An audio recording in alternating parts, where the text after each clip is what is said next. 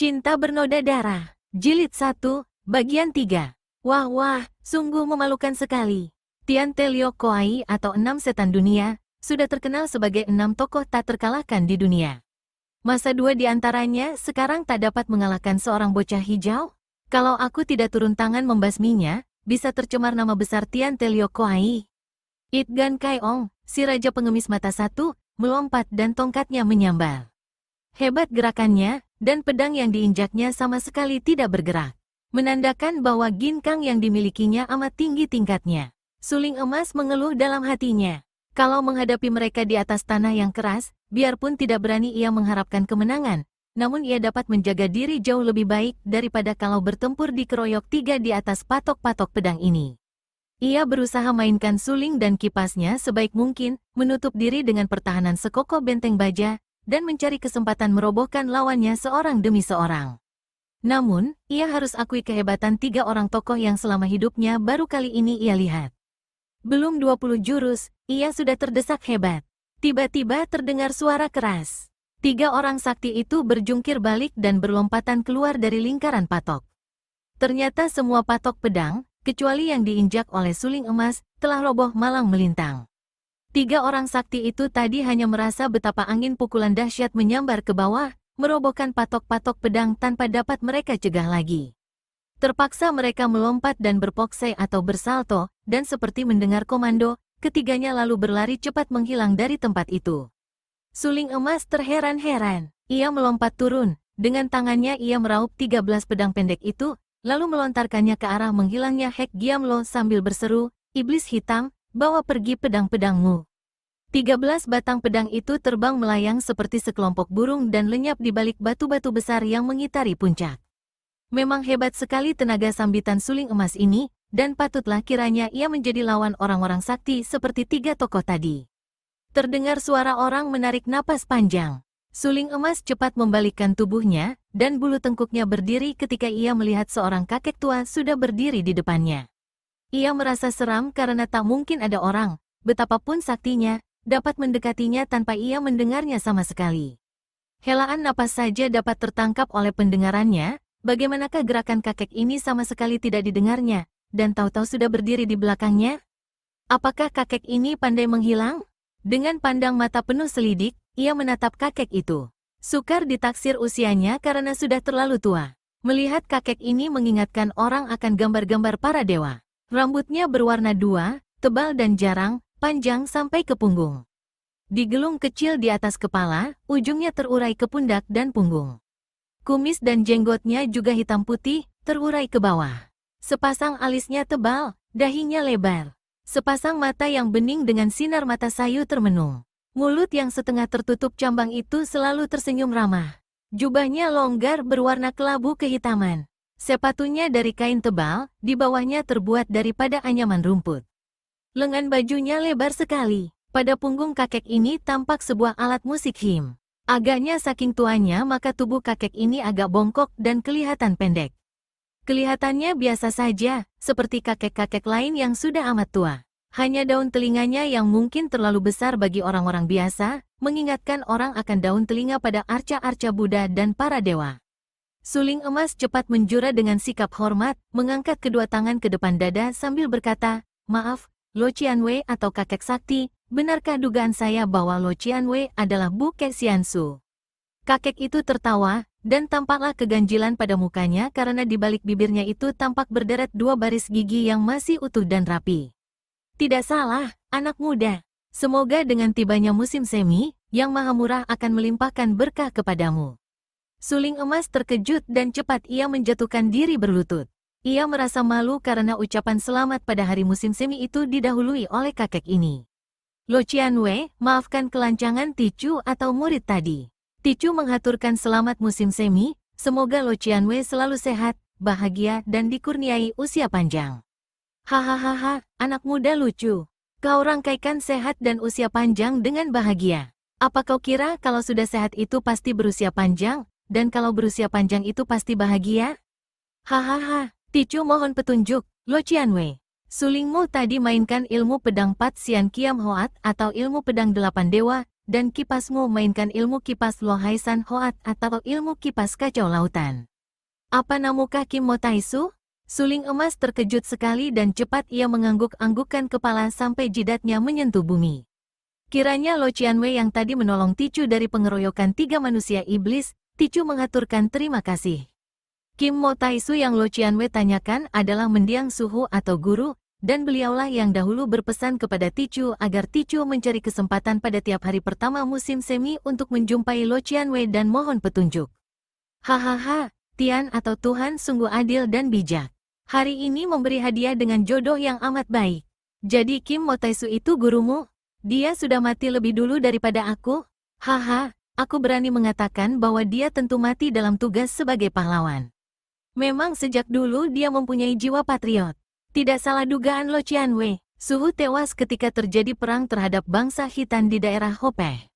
Suhu roboh oleh pengeroyokan jago-jago Khitan. Ticu hanya terluka, tapi tidak dapat mencegah terjadinya hal itu. Suara suling emas melirih, akan tetapi sama sekali tidak terdengar kesedihan. Hatinya sudah terlalu masak dan mengeras untuk dapat dikuasai kesedihan. Belasan tahun ia bersusah payah membantu Cao Kuangyin dalam usahanya mendirikan Wang Sasung. Sampai Cao Kuangyin menjadi Kaisar Sung Taichu, gurumu masih terus membantunya dan akhirnya mengorbankan nyawa. Dia seorang patriot tulen, tanpa pamrih, tidak mengejar pangkat, hanya ingin melihat negara kuat dan rakyatnya hidup makmur.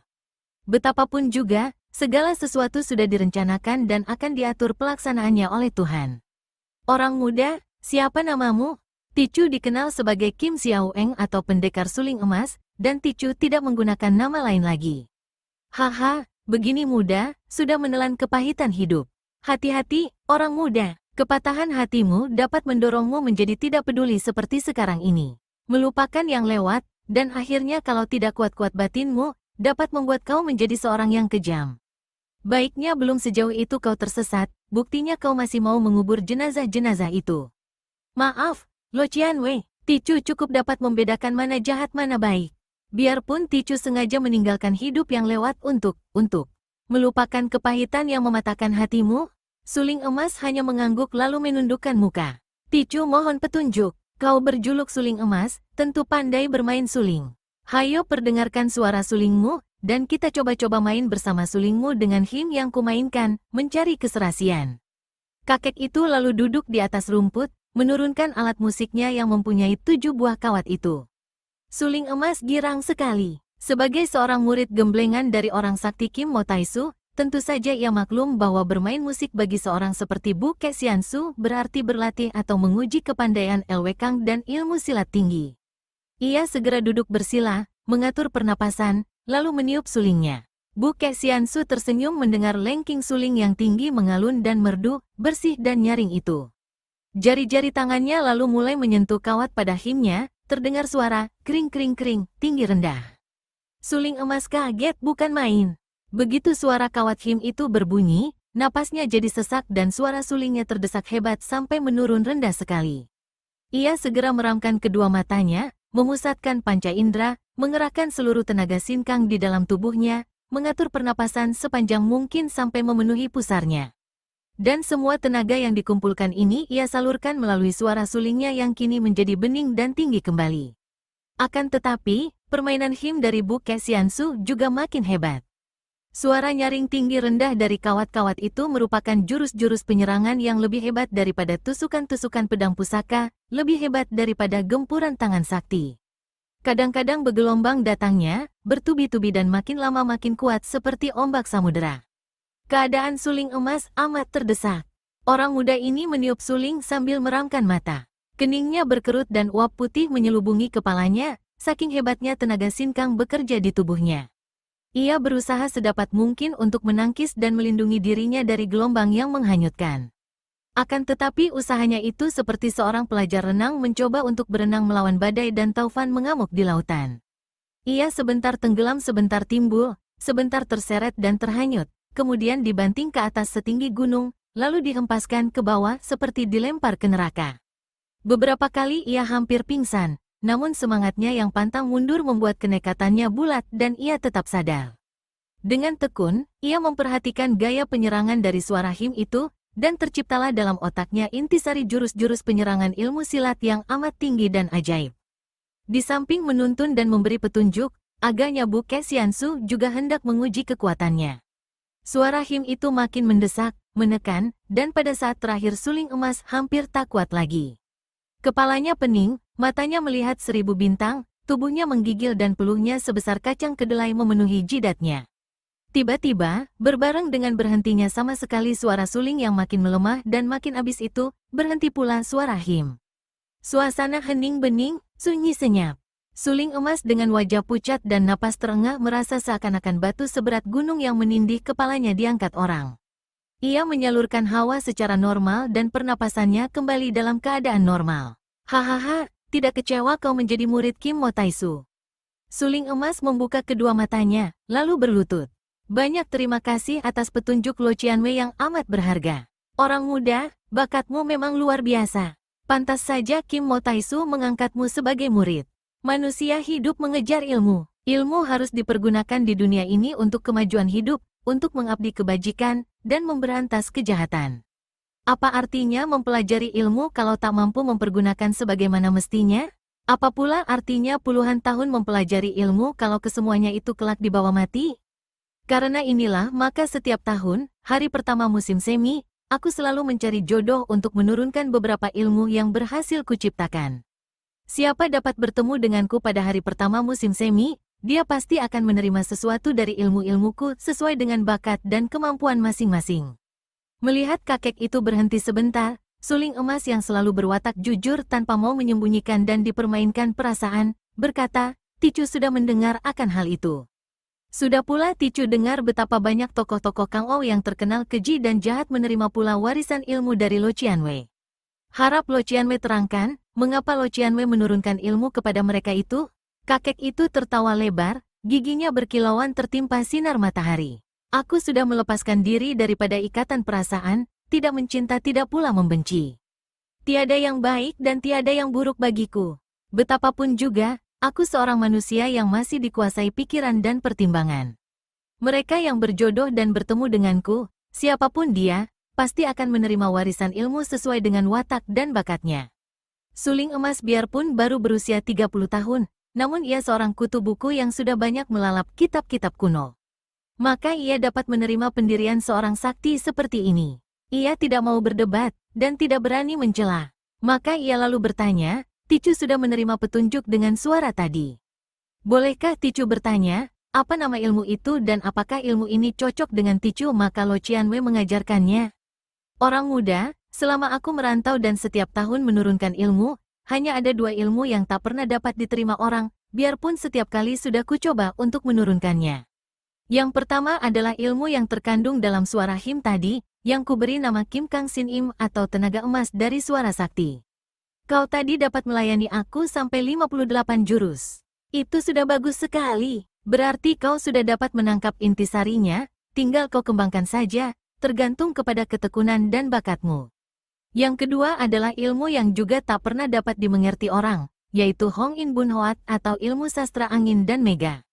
Kulihat kau cerdik, bakatmu luar biasa. Dan menilik pakaianmu, kiranya kau tidak asing akan sastra, bukan? Ticu masih bodoh, akan tetapi Ticu memberanikan diri untuk mencoba menyelami ilmu Hong In Bun Hoat itu, Lo Qianwei. Bu Xiansu terkekeh girang, lalu ia berdiri. Suling emas tetap duduk bersila dan mencurahkan seluruh perhatiannya. Dengan tenaga sinkangnya ia dapat membuka mata tanpa berkedip berjam-jam lamanya. Lihat dan ingat baik-baik semua huruf ini, orang muda, terdengar Bu Xiansu berkata. Mulailah kakek itu menggerakkan tubuhnya lambat-lambat. Kedua lengannya bergerak-gerak ke depan, mencoret-coret ke atas dan ke bawah. Kedua kakinya selalu bergerak, juga geserannya berupa coret-coret membentuk huruf yang disesuaikan dengan coretan bagian atas dengan kedua tangannya. Suling emas girang sekali bahwa dia dahulu adalah seorang yang amat tekun mempelajari ilmu sastra, sehingga ia hafal akan 10.000 macam huruf. Ia melihat betapa gerakan yang dilakukan oleh kakek itu merupakan coretan-coretan huruf-huruf yang amat indah dan kuat. Lebih mudah baginya untuk mengingat karena ternyata setelah kakek itu melakukan belasan jurus, huruf-huruf itu membentuk sajak-sajak dalam pelajaran Nabi Konghucu yang ayat pertamanya berbunyi, Tian Beng Chi Wei Seng atau anugerah Tuhan adalah watak asli. Tentu saja ia sudah hafal akan ayat-ayat kitab Tionggyong ini, maka ia tidak perlu lagi untuk mengingat-ingat susunan kalimatnya, hanya perlu mengingat jurus gerakan setiap huruf. Hal ini menguntungkan suling emas karena perhatiannya tidak terpecah. Dan setelah menyaksikan beberapa belas huruf, ia sudah dapat menyelami intisarinya sehingga selanjutnya ia dapat menduga bagaimana huruf-huruf lain dibentuk dalam gerakan silat itu. Setelah lewat 100 huruf, biarpun kini Bu Xiansu bersilat dengan luar biasa cepatnya, ia sudah dapat mengerti dengan baik bagaimana harus bersilat menurut goresan dalam pembentukan huruf-huruf suci itu. Saking tertarik dan tekunnya, tanpa ia sadari dan sengaja, suling emas sudah bangkit dari atas tanah, dan otomatis ia juga bersilat, bukan meniru gerakan Bu Xiansu lagi, melainkan ia melanjutkan huruf-huruf yang belum dimainkan, sesuai dengan bunyi sajak dalam ayat-ayat kitab Tionggyong. Cukup, tidak sia-sia kali ini aku berlelah-lelah, Bu Xiansu tertawa gembira. Dan saat pertemuan ini pun sudah cukup, kau boleh turun dari puncak sekarang juga. Suling emas menjatuhkan diri berlutut menghaturkan terima kasih lalu berkata, budi Lo Qianwei terlalu besar terhadap Ticu, bagaimana Ticu berani memutuskan pertemuan penting ini sedemikian singkat? Ticu mohon petunjuk, hahaha, tidak ada manusia di dunia ini yang merasa puas dengan keadaannya sendiri. Siapa mengenal kepuasan dalam setiap keadaan, dialah manusia bahagia yang dapat menikmati berkah Tuhan. Orang muda, kiranya dengan kepandaian yang kau miliki ini, kau berada di persimpangan jalan yang dapat membawa kau ke jurang kejahatan, juga dapat membawamu ke alam murni. Hanya tokoh-tokoh terbesar dari golongan hitam dan putih saja yang sejajar dengan tingkat kepandaianmu. Maaf akan kebodohan dan kecupatan pengetahuan Ticu, Lo Qianwei. Bolehkah Ticu menambah pengetahuan dengan mengenal nama-nama tokoh-tokoh itu? Haha, mereka yang selama ini menyembunyikan diri, setelah sekarang kerajaan Sung berdiri, mereka mulai menampakkan diri. Agaknya terpikat akan keadaan baru di dunia ini. Golongan hitam amat banyak tokohnya. Akan tetapi kiranya hanya ada 6 orang yang terkenal dengan sebutan Tian Telio Koai atau 6 setan dunia. Kau tentu sudah mengenal siapa mereka, bukan? Ticu pernah mendengar, akan tetapi belum pernah bertemu muka dengan mereka. Hahaha, yang 3 orang tadi siapakah? Mereka adalah 3 di antara Liu Koai itu. Yang 3 orang lagi adalah Toat Beng Koai Jin atau setan pencabut nyawa, Tok Sim Lotong atau anak tua berhati racun, dan Cui Beng Kui atau setan pengejar roh. Kau berhati-hatilah terhadap 6 orang ini. Mereka amat lihai dan memiliki kepandaian tinggi sekali. Terima kasih, Lo Qianwei, akan Ticu ingat benar pesan Lo Qianwei. Adapun tokoh-tokoh golongan putih juga banyak. Akan tetapi, mereka itu tidak suka menonjolkan diri, suka bersembunyi, di antaranya mendiang gurumu. Orang-orang seperti Kim Lun Seng Jin atau manusia suci roda emas, dan Gan Lopek atau Empek Gan termasuk orang-orang luar biasa yang sukar dipegang ekornya ditentukan bulunya. Sudahlah, kelak kalau kau mempunyai nasib bertemu dengan mereka, kau akan dapat menilai sendiri. Sekarang pergilah, doaku selalu bersamamu selama kau tidak menyeleweng daripada kebenaran. Suling emas memberi hormat, kemudian pergi dari tempat itu tanpa menoleh lagi. Memang tingkat kepandaiannya sudah tinggi. Sebentar saja seperti seekor Garuda terbang, ia sudah menuruni Taisan. Setelah tiba di kaki gunung, barulah ia menengok. Bukan terkenang kepada siapa-siapa, melainkan untuk mengagumi puncak Taisan yang kini tertutup awan putih itu. Awan putih sudah tinggi, masih ada puncak Taisan yang melewatinya. Namun dibanding dengan langit, puncak Taisan masih terlalu rendah, bibirnya membisikkan sebagian daripada sajak kuno yang pada saat itu terlintas dalam ingatannya. Kemudian ia melanjutkan perjalanan dengan langkah lebar sambil termenung mengingat kembali Kim Kong Sin Im dan Hong In Bun Hoat yang baru saja ia terima dari Bu Xiansu. Bu Xiansu masih berdiri seperti patung memandang ke arah perginya suling emas. Kemudian ia berbisik kepada diri sendiri, manusia akan bertemu dengan penderitaan hidup kalau ia mengharapkan kesenangan hidup. Dia dapat menahan derita hidup dengan tenang tanpa penyesalan. Benar-benar seorang muda yang kuat. Kesenangan dikejar, penderitaan didapat, baru mendapatkan kekuatan batin. Mengapa manusia harus mengalami semua ini? Mengapa? Bu Xiansu mengeluarkan sebuah kitab kecil dari saku jubahnya dan membacanya sambil berdiri. Pada saat itu, 3 bayangan orang muncul secepat terbang mendaki puncak. Bu Xiansu menyimpan kembali kitabnya di saku, mengambil alat musik him dan menggantungkannya di punggung. Kemudian dipandangnya 3 orang di depannya itu sambil tersenyum ramah. Bukankah kau Bu Xiansu? Tanya It Gan Kai Ong. Kakek tua renta itu mengangguk sambil tersenyum lebar. Kebetulan sekali, dunia Kang Ong mengabarkan bahwa setiap tahun, pada hari pertama musim semi, kau akan muncul di dunia dan membagi-bagi ilmu. Hari ini adalah hari pertama musim semi, ilmu apakah yang dapat kau berikan kepadaku? Bu Xiansu tidak marah mendengar ucapan yang tidak sopan itu, ia hanya tersenyum. Aku pun menghadap padamu pada permulaan musim semi untuk minta diwarisi ilmu silat yang sakti, Bu Xiansu, kata Siang Mosin Ni sambil melangkah maju. Yang datang menghadap adalah kami bertiga bukan hanya kau berdua, Hek Giam Lo menyusul dengan suaranya yang dalam. Bu Xiansu mengangkat kedua lengannya ke atas sambil tertawa. Jangan khawatir, aku si tua tidaklah kikir dengan ilmu. Hanya aku khawatir ilmu-ilmu yang ku kenal tidak akan berjodoh dan cocok dengan pribadi kalian bertiga. Ketahuilah, bahwa ilmu-ilmuku hanya dapat diterima oleh orang yang menjauhkan diri daripada rasa dengki, iri, murka, benci, dan kejam. Tanpa dapat menjauhkan sifat-sifat ini, ilmu yang kuturunkan bukan hanya tak ada gunanya, malah mungkin akan merugikan tubuh sendiri. Nah, ilmu apakah yang hendak kalian minta? 3 orang sakti itu saling pandang. Sifat-sifat yang disebut kakek itu tadi bukanlah sifat yang aneh apalagi pantang bagi golongan hitam mereka. Malah, sifat kejam merupakan ukuran untuk kelihayan seseorang. Makin tinggi tingkatnya, harus makin kejam, karena siapa yang kurang kejam, berarti mempunyai kelemahan dan hal ini amat memalukan. Tentu saja mereka tidak sudi menerima ilmu dengan ikatan seperti itu. Bu Xiansu, tadi kami mendengar nyanyianmu yang mengharuskan orang membalas benci dengan kasih. Apakah kau termasuk orang yang tidak mempunyai rasa benci? Mudah-mudahan Tuhan menguatkan batinku dan membungkus seluruh pikiran dan hatiku dengan sinar kasih-Nya. Jadi kau tidak membenci golongan kami? Tidak akan membeda-bedakan dengan golongan lain? Bu Xiansu menggeleng kepala. Tentu saja ia dapat melakukan hal ini dengan mudah. Kalau begitu, kata pula It Gan Kai Ong, kau jangan pilih kasih. Tadi kau turunkan 2 macam ilmu kepada suling emas. Nah, kami pun minta kau turunkan ilmu-ilmu itu kepada kami. Betul, aku menghendaki 2 ilmu itu, kata Siang Mosin Ni. Ilmu-ilmu apa tadi itu dan apa namanya? Hek Giam Lo menyambung. Hahaha, kalian bertiga memang bermata tajam, tidak percuma menjadi 3 di antara Tian Telio Koai. Memang tadi aku menurunkan 2 macam ilmu kepada suling emas yang disebut Kim Kong Sin Im dan Hong In Bun Hoat. Akan tetapi entah kalian dapat mengerti kedua ilmu itu dan menyukainya, tergantung kepada kalian sendiri. Bagaimana? Mereka bertiga tadi sudah merasakan sendiri bagaimana hebatnya kepandaian suling emas. Padahal tanpa mereka ketahui bahwa sebetulnya yang meruntuhkan pedang-pedang itu adalah Bu Xiansu yang ingin mencegah terjadinya pertempuran berlarut antara orang-orang sakti itu. Maka tentu saja mereka merasa iri hati dan ingin mendapatkan ilmu yang tadi diwarisi oleh suling emas. Tidak perlu banyak cerewet, lekas perlihatkan Kim Kong Sin Im, kata pula It Gan Kai Ong yang memang selalu bersikap kasar terhadap siapapun juga. Baginya makin kasar sikapnya makin baik, gagah, dan berwibawa. Kalian juga setuju? Bu Xiansu yang masih tetap tersenyum itu bertanya kepada Siang Mosin Ni dan Hek Giam Lo. Keduanya meragu sejenak, akan tetapi terpaksa mengangguk karena tidak ada pilihan lain.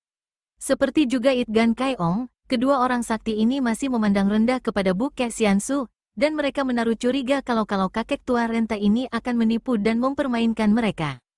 Baik, kalian perhatikan dan dengarkan baik-baik. Sesuai dengan namanya, ilmu Sin Im atau suara sakti dipelajari dengan pendengaran. Kakek itu menurunkan alat musik him dari punggungnya, duduk bersila di atas tanah, lalu terdengarlah suara him, dimulai dengan kring-kring yang nyaring bening. Mula-mula 3 orang sakti itu memandang penuh perhatian sambil mendengarkan dan mengikuti bunyi him. Akan tetapi, tak lama kemudian mereka nampak gelisah sekali. Terutama Siang Mosin Ni. Sebagai seorang wanita, tentu saja paling mudah terpengaruh oleh suara him itu. Wanita sakti ini mula-mula merasa jantungnya berdebar, kemudian setiap kali suara itu melengking tinggi. Ia merasa seakan-akan jantungnya ditarik, dan kalau suara itu merendah jantungnya seperti ditindih. Cepat ia mengerahkan sinkang di dalam tubuhnya, dan di lain saat wanita ini sudah duduk bersila dengan mata meram dan muka pucat. Ia masih berusaha untuk menyelami bunyi yang makin aneh dan merupakan penyerangan langsung kepada isi dadanya. Berturut-turut It Gan Kai Ong dan Hek Giam Lo juga terpaksa duduk bersila untuk mengumpulkan tenaga dalam tubuh dan melawan serangan-serangan hebat dari suara him itu. Sebagai dua orang sakti, mereka pun maklum bahwa suara dari alat musik him itu mengandung hawa penyerangan yang luar biasa dahsyatnya. Oleh karena itu, sambil menutup kelemahan diri dengan Sin Kang, mereka pun memperhatikan dan berusaha menangkap intisari daripada Kim Kong Sin Im. Baru seperempat jam saja orang itu sudah menderita hebat sekali. Wajah mereka pucat, dan saking kerasnya mereka mengerahkan Sin Kang, kepala mereka sampai mengepulkan uap putih. Namun, pelajaran itu masih juga belum dapat mereka tangkap intisarinya. Atau ada juga yang dapat mereka tangkap, namun hanya menurut perkiraan mereka masing-masing. Ketiganya menyelami isi Kim Kong Sin Im secara berbeda, sesuai dengan watak masing-masing dan kesemuanya itu tentu saja menyeleweng daripada intisari yang sebenarnya. Hal ini bukan sekali-kali karena ketiga orang ini masih rendah kepandaiannya. Sama sekali tidak. Dalam tingkat kepandaian ilmu silat, kiranya mereka tidak berselisih jauh dengan suling emas.